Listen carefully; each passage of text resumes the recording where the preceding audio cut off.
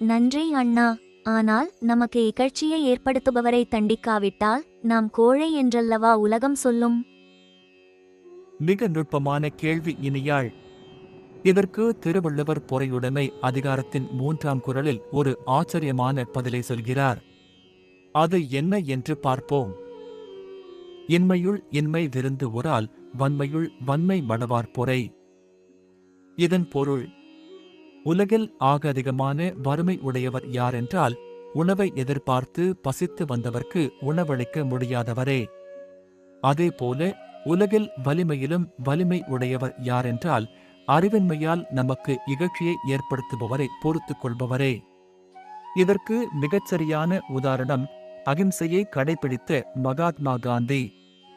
உலகையே கட்டி ஆண்ட ஆங்கிலேய பேரரசின் பாராளுமன்றத்தில் நடந்த இந்திய சுதந்திரத்திற்கான வட்ட மேசை மாநாட்டிற்கு தான் உடுத்தியிருந்த ஒற்றை உடையிலேதான் பங்கு பெறுவேன் என்ற காந்தியின் கொள்கைக்காக இங்கிலாந்து பாராளுமன்றத்தில் பங்கு பெறுவோர்க்கான ஆடை விதிமுறையை தளர்த்தியது.